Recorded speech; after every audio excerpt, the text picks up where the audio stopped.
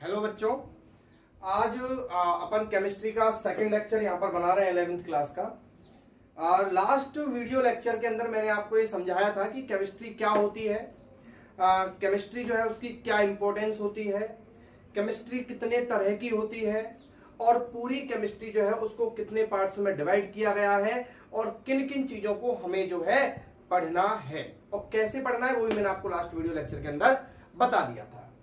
अब अपन बात करते हैं, पहला चैप्टर स्टार्ट करते हैं, पहले चैप्टर की तरफ आगे बढ़ते हैं।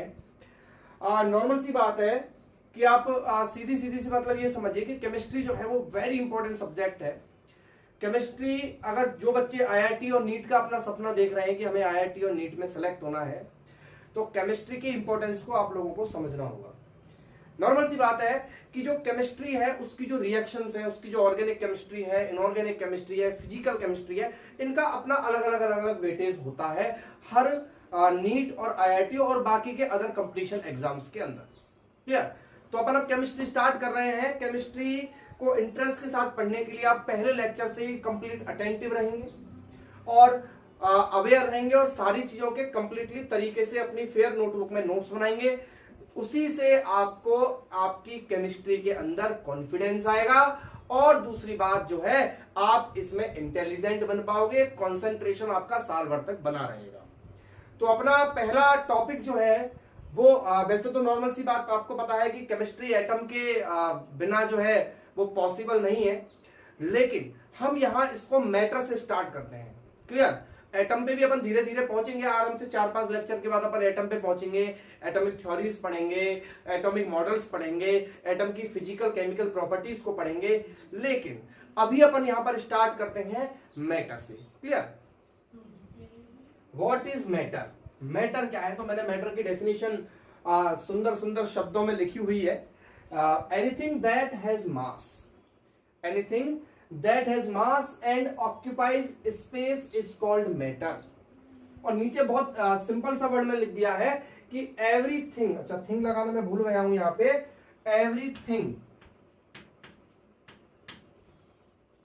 एवरीथिंग अराउंड अस, वो हर चीज जो हमारे चारों ओर है क्या कहलाती है? मैटर।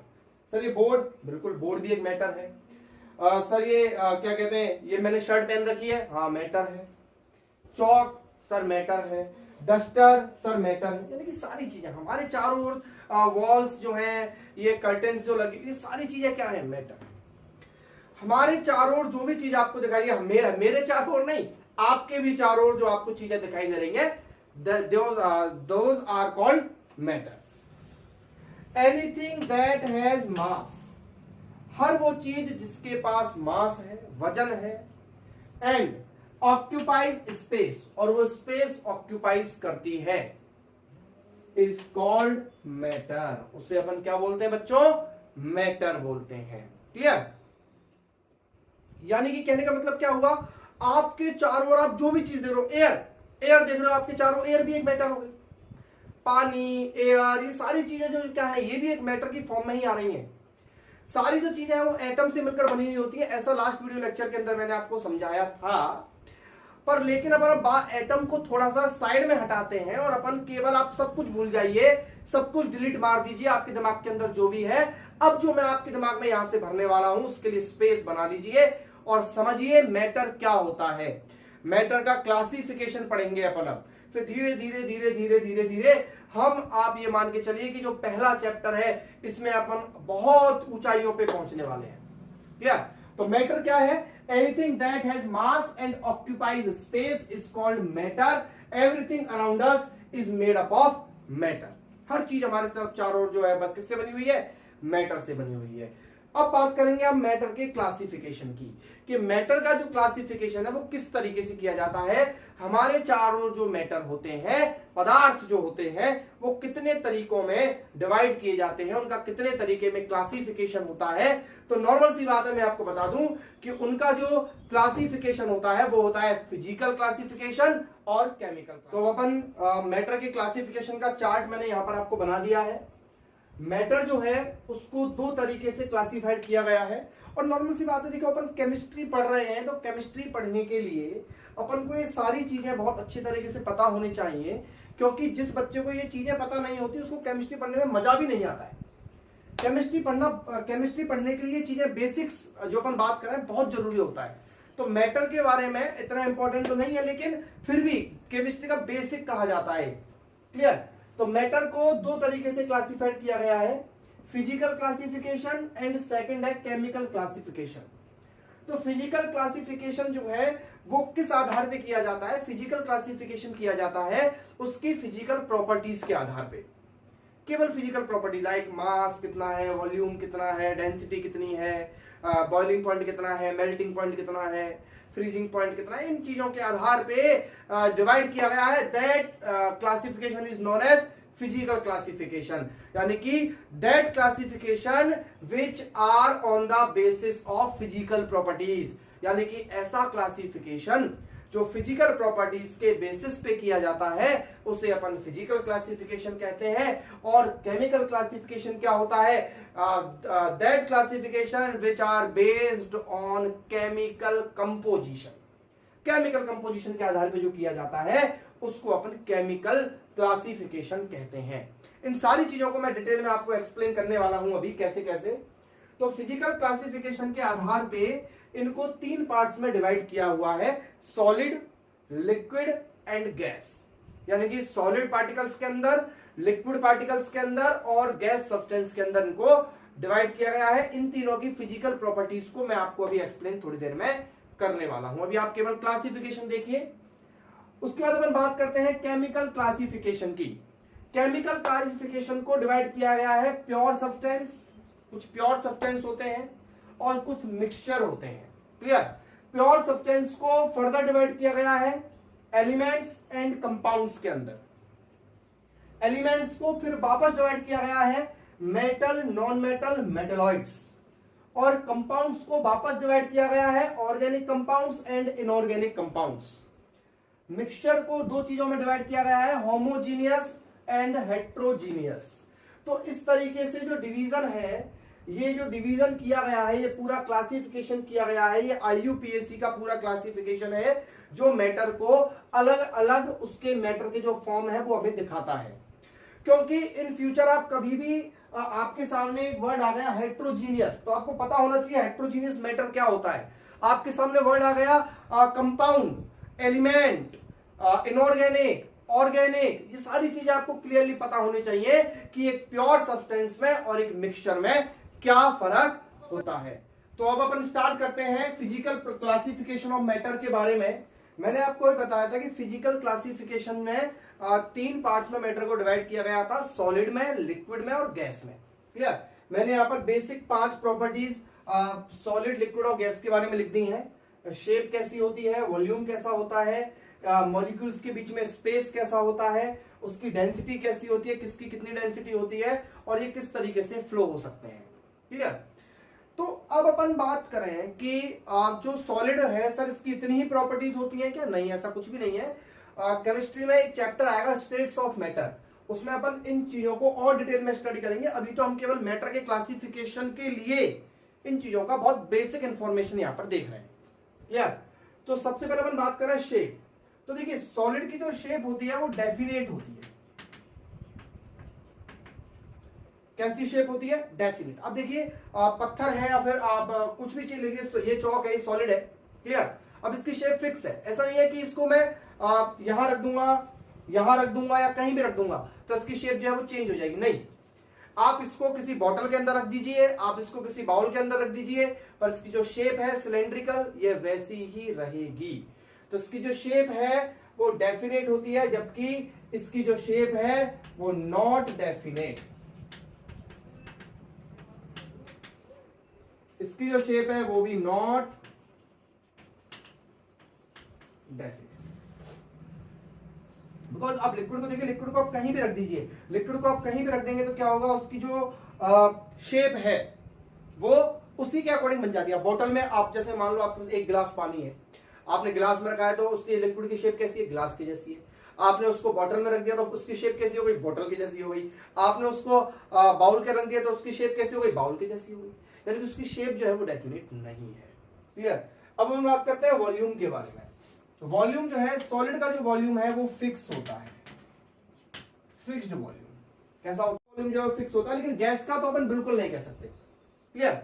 लिक्विड का वॉल्यूम 99% केस में फिक्स बन जाता है अगर अपन नॉर्मल बात करें मैटर के लिए तो, लेकिन गैस का वॉल्यूम कभी भी फिक्स नहीं होता है। उसके बाद बात करें स्पेस बिटवीन मॉलिक्यूल्स। मॉलिक्यूल्स की बात करें तो देखिए सॉलिड है तो सारे मॉलिक्यूल्स बहुत पास पास होंगे, लिक्विड है थोड़े से मॉलिक्यूल दूर दूर होंगे, और गैस के मॉलिक्यूल्स तो बहुत ज्यादा दूर दूर होते हैं। तो स्पेस बिटवीन मॉलिक्यूल बात करें वेरी लेस, बहुत कम स्पेस होता है सॉलिड के मॉलिक्यूल्स के बीच में, इसलिए ही सॉलिड के मॉलिक्यूल्स जो होते हैं वो कंप्रेसिबल नहीं होते हैं। क्या नहीं होते हैं? कंप्रेसिबल, या उनको दबाया नहीं जा सकता है। और स्पेस बिटवीन मॉलिक्यूल की बात करें तो अपन इसमें भी लेस होता है, बट मोर देन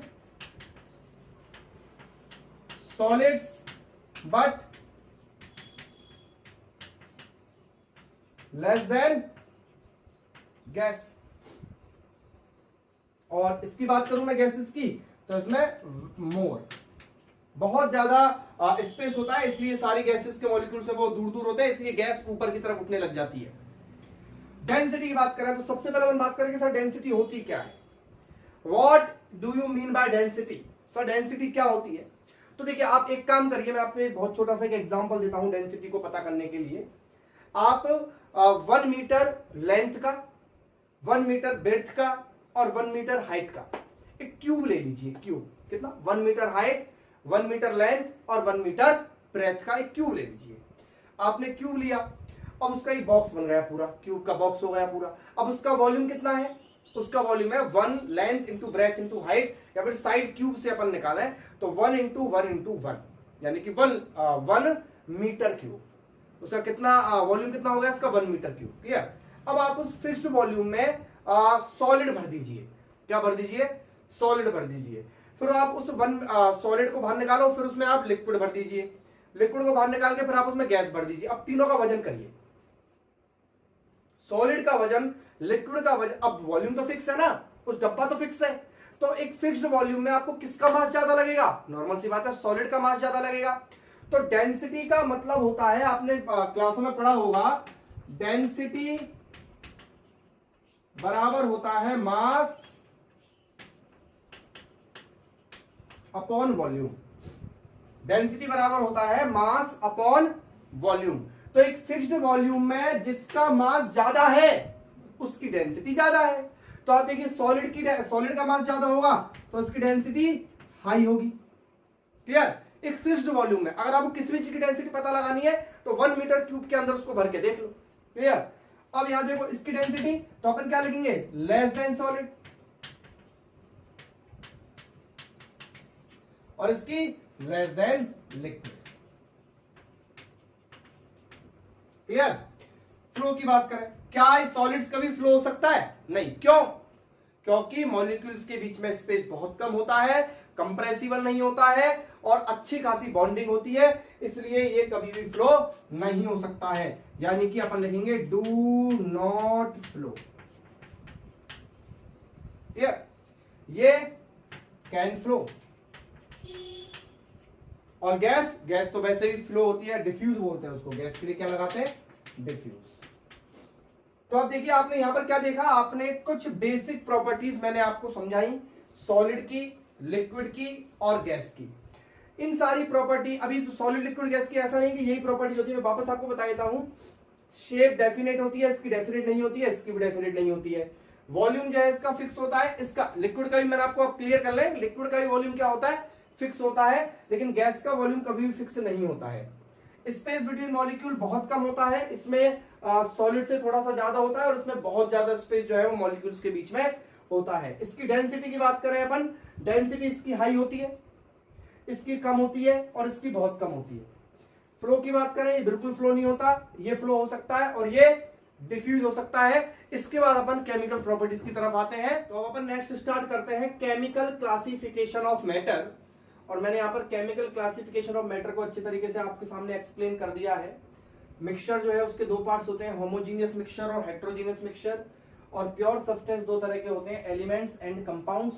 एलिमेंट्स में मैंने आपको 3 बताए थे, मेटल, नॉन मेटल, मेटलॉइड्स, और कंपाउंड्स में मैंने आपको 2 बताए थे, ऑर्गेनिक और इनऑर्गेनिक। चलिए इनको एक एक करके सबको समझते हैं ढंग से।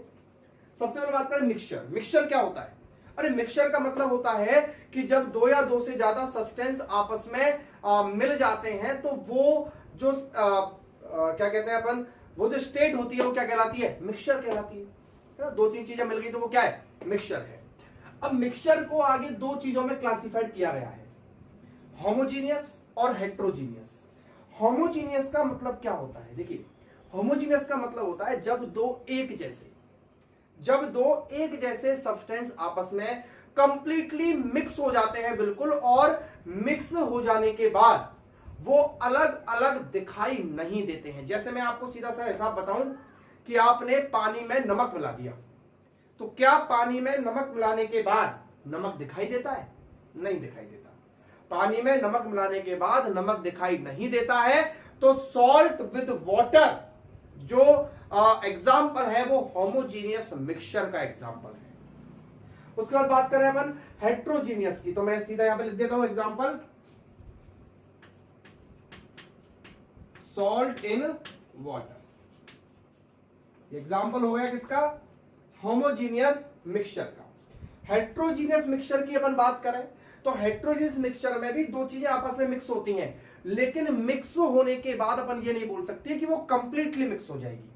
जैसे सैंड इन वाटर का एग्जांपल आप लीजिए, सैंड इन वाटर।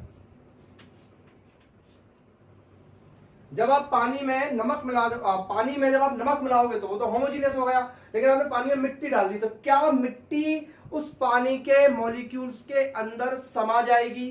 क्या मिट्टी जो है वो पानी में कंप्लीटली मिक्स हो जाएगी? नहीं होगी बच्चों। तो वो जो मिक्सचर है वो क्या कहलाएगा? हेट्रोजीनियस मिक्सचर कहलाएगा। Is it clear? उसके बाद अपन बात करते हैं, ये तो बात हुई मिक्सचर की, बहुत नॉर्मल है। मिक्सचर दो तरह के होते हैं, होमोजीनियस, हेट्रोजीनियस। उसके बाद अपन बात करते हैं प्योर सब्सटेंस की, कि अगर कोई चीज बिल्कुल प्योर है तो उसको दो चीजों में क्लासिफाइड किया गया है, एलिमेंट्स और कंपाउंड्स। क्लियर? तो अपन बात करें एलिमेंट्स। एलिमेंट्स क्या होता है? जो वन काइंड ऑफ एटम से मिलकर बना हो, जो बना हो किससे? One kind of atom, consist only one kind of atom. और कंपाउंड्स की अगर बात करें अपन तो कंपाउंड्स क्या होता है? ये भी एक प्योर सब्सटेंस होता है जो बना हुआ होता है, मेड बाय टू और मोर देन टू एलिमेंट्स। यानी कि अपन बात करें कंपाउंड्स भी एक प्योर सब्सटेंस होने के साथ साथ वो दो या दो से ज्यादा एलिमेंट से मिलकर बना हुआ होता है। आप समझिए, आप ये मत समझना कि कंपाउंड जो है सर वो मिक्सचर हुआ, हाँ वो एलिमेंट्स का मिक्सचर है, लेकिन वो एलिमेंट्स से मिलकर बना हुआ है, इसलिए उसको प्योर सब्सटेंस की कैटेगरी में रखा गया है। Is it clear? तो अपन बात करें एलिमेंट्स क्या होते हैं? जो वन काइंड ऑफ एटम से मिलकर बने हुए होते हैं, जैसे हाइड्रोजन, सल्फर, अपन बात करें गोल्ड, आयरन, ये सब क्या है? ये एलिमेंट्स है। क्या है? एलिमेंट्स है। तो एलिमेंट्स को मेटल, देखिए अब इनमें से कुछ मेटल भी होते हैं, जैसे ऑरम और आयरन। ऑरम और आयरन दोनों किसका एग्जांपल है? मेटल का एग्जांपल है। नॉन मेटल के एग्जांपल की बात करें तो सल्फर मैंने यहां पर नॉन मेटल का एग्जांपल ले लिया है। मेटलॉइड की बात करें तो जर्मेनियम, जर्मेनियम हो सकता है, सिलिकॉन हो सकता है, ये सब मेटलॉइड्स के एग्जांपल हैं। तो ये सारी की सारी चीजें हैं जो क्या कहलाती हैं? एलिमेंट्स कहलाती हैं। आपने 10th क्लास में एक चैप्टर भी पढ़ा होगा, periodic classification of elements.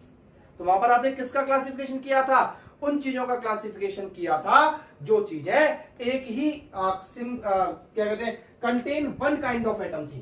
Clear?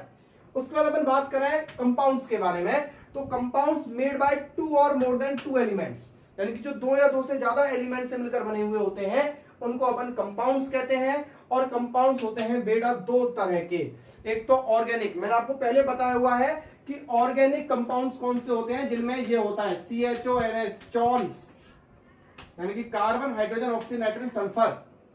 Carbon, hydrogen, oxygen, nitrogen, sulphur, ये 5 चीजें जिसके अंदर होती हैं और इन 5 चीजों के अलावा और कुछ भी नहीं होता है। जैसे मैं बात करूं NH2CONH2 क्या है ये है किसका फॉर्मूला? यूरिया का फॉर्मूला। तो बताइए एलिमेंट तो है नहीं, नॉर्मल सी बात है क्योंकि सिंगल काइंड ऑफ एटम नहीं है। अब क्या है ये कंपाउंड है और कंपाउंड में देखिए नाइट्रोजन है, हाइड्रोजन है, कार्बन है, ऑक्सीजन है, नाइट्रोजन है, हाइड्रोजन है, सल्फर तो है नहीं सर। तो मैंने देखो क्या बोला, जो CHONH से मिलकर बनी होती है, लेकिन सीधी सी बात है कार्बन होना मस्ट है, कार्बन होना जरूरी है। और कार्बन के साथ हाइड्रोजन, ऑक्सीजन, नाइट्रोजन, सल्फर में से या तो ये चारों हो सकते हैं या फिर इनमें से कोई 2 या 3 या 1 हो सकता है। क्लियर? लेकिन कार्बन का होना जरूरी है, इस बात को आप दिमाग में बैठाएं, कार्बन का होना जरूरी है। क्लियर? तो NH2CO NH2 में देखिए इनके अलावा कुछ भी नहीं है और कार्बन भी है। तो बताइए किसका फॉर्मूला है ये? यूरिया का। फॉर योर काइंड इंफॉर्मेशन में आप केमिस्ट्री पढ़ रहे हैं तो मैं आपको ये बता दूं कि ये पहला एलिमेंट है जिसको लैब में बनाया गया था। ये पहला ऑर्गेनिक कंपाउंड है जिसको लैब में बनाया गया था, वरना इससे पहले ये लोगों की धारणा थी जिसको अपन फोर्स वाइटल थ्योरी बोलते हैं। कौन सी थ्योरी बोलते हैं बच्चों? Force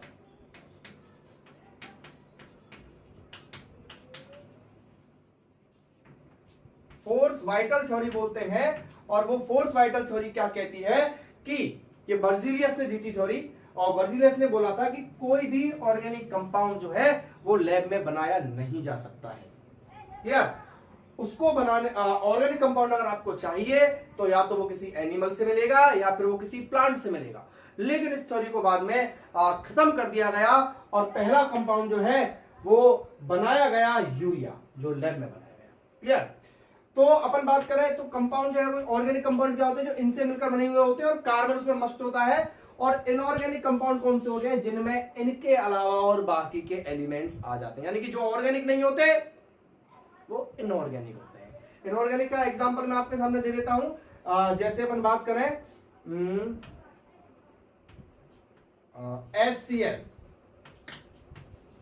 HCl hydrogen chloride, HCl hydrochloric acid क्या है? किसका एग्जांपल है? इनऑर्गेनिक कंपाउंड है। ठीक है। HNO3 कौन सा एसिड है? HNO3 सर हाइड्रोजन है सर, ओके सर, नाइट्रोजन है सर, ओके सर, ऑक्सीजन है सर, है बेटा। कार्बन कहां है? कार्बन नहीं है ना, तो कैसा एसिड है? इनऑर्गेनिक एसिड है, नाइट्रिक एसिड बोलते हैं इसको। H2SO4 हाइड्रोजन है, सल्फर है, ऑक्सीजन है, बट कार्बन नहीं है, इनऑर्गेनिक एसिड है ये, सल्फ्यूरिक एसिड। H2CO3 बोलो, हाइड्रोजन है, ऑक्सीजन है, कार्बन है, यस सर, ऑर्गेनिक है क्योंकि कार्बन है तो ऑर्गेनिक है। कौन सा एसिड है? Carbonic acid. ये कौन सा कंपाउंड हुआ? ऑर्गेनिक कंपाउंड हुआ। कार्बोनिक एसिड कोल्ड ड्रिंक्स में आता है, ऑर्गेनिक एसिड है। क्लियर? चलिए इसके बाद अपन स्टार्ट करते हैं नेक्स्ट अपना प्रॉपर्टीज ऑफ मैटर। यानी कि अब अपन ने मैटर पढ़ा, मैटर के बारे में पढ़ा, मैटर का क्लासिफिकेशन अपन ने देखा। अब अपन बात करेंगे कि जितने भी मैटर हैं इनकी फिजिकल प्रॉपर्टीज क्या होती हैं और इनकी केमिकल प्रॉपर्टीज क्या होती हैं। लेकिन उसके लिए आपको थोड़ा सा वेट करना पड़ेगा नेक्स्ट लेक्चर तक। तब तक आप इस वीडियो लेक्चर को समझिए, इससे पहले जो मैंने लेक्चर बनाया है उसको भी ढंग से देखिए और केमिस्ट्री के इंपॉर्टेंस को समझते हुए आगे बढ़िए। क्योंकि बेटा अभी तो जो चल रहा है ये बहुत छोटा सा बेसिक है, धीरे धीरे केमिस्ट्री अपने बड़े फॉर्म में आने लग जाएगी और केमिस्ट्री आपको भी अपनी इंपॉर्टेंस समझाने लग जाएगी और आपको भी केमिस्ट्री की इंपॉर्टेंस समझ में आने लग जाएगी। मैं बार बार ये बात बोल रहा हूं, केमिस्ट्री को बिल्कुल रटने की जरूरत नहीं है। केमिस्ट्री बहुत इंटरेस्टिंग सब्जेक्ट है और ये सारी चीजें डिपेंड करती हैं आपके ऊपर। नॉर्मल सी बात है, देखिए बहुत से बच्चों को मैंने ये कहते हुए सुना है कि केमिस्ट्री जो है बोर कर देती है सर, केमिस्ट्री जो है सर रटनी पड़ती है। तो मैं बार बार आपसे यही बात कह रहा हूं, केमिस्ट्री कोई रटने का सब्जेक्ट नहीं है, केमिस्ट्री बहुत इंपॉर्टेंट सब्जेक्ट है। हाँ, मैं इसको मानता हूं कि केमिस्ट्री में थ्योरेटिकल चीजें ज्यादा आती हैं। केमिस्ट्री में लॉजिक, जैसे फिजिक्स में, मैथ्स में, बायो में कुछ लॉजिक्स होते हैं, केमिस्ट्री में केवल और केवल रिजल्ट्स की स्टडी होती है। ठीक है, तो रिजल्ट्स की स्टडी करना भी तो बहुत जरूरी होता है ना। मान लो कि अभी इन फ्यूचर आपका इंटरेस्ट जो है वो किसी केमिकल कंपनी में या फिर साइंटिस्ट बनना चाहते हो, और वहां पर जो क्या कहते हैं केमिकल्स में आपको बहुत ज्यादा इंटरेस्ट आ गया, तो उसके लिए आपको केमिस्ट्री आना बहुत ज्यादा जरूरी है। तब तक के लिए इस वीडियो को देखते रहिए। Thank you.